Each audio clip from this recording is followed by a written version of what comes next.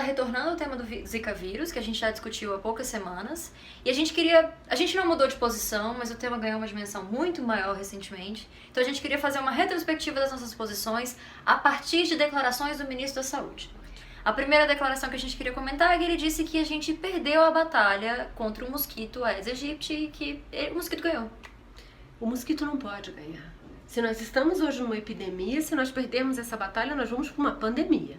E que nós temos duas grandes consequências, não só a clássica de saúde pública, de um risco de adoecimento em massa, mas isso que agora se apresenta como uma consequência inesperada do Zika, que é a microcefalia nas mulheres grávidas, nos futuros bebês. Isso, que nos leva então para a segunda declaração. Diante daquilo que ainda é uma hipótese, mas que é uma hipótese forte de uma relação entre o Zika vírus e a microcefalia fetal, a gente tem a declaração dele que era de que as mulheres deveriam evitar engravidar para evitar lidar com essa situação. E que inclusive a gente sabe que hoje já foi repetida. Tem vários países da América Latina que fizeram declarações semelhantes, né? Inclusive estipulando tempo. Alguns falaram 2 anos. Que as mulheres não devem engravidar por 2 anos. Isso não é uma política de saúde. Isso, na verdade, é um desrespeito às mulheres.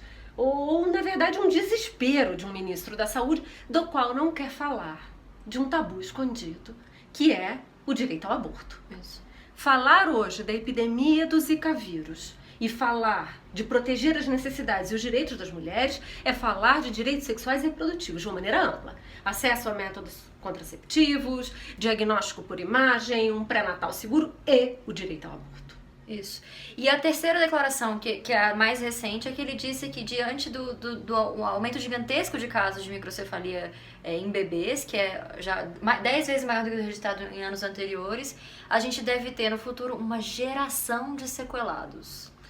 Me dá muita vergonha, né? Uma expressão como essa. Me dá vergonha, mas também me dá um pouco de desespero pelos maus modos de um ministro. Uma pessoa, uma criança com deficiência não é um sequelado.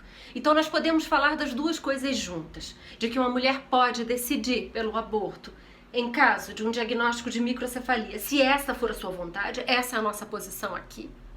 Mas essa mesma mulher ou outra mulher que não queira interromper a gestação, queira ter o seu filho, ela precisa ter um Estado que ampare de todas as formas as necessidades de saúde dessa criança, de acessibilidade, de transporte, educação, saúde. Essa criança não vai ser uma sequelada para os termos de um representante do Estado. Então, o ponto aqui hoje é que nós podemos falar das duas coisas juntas. Sim.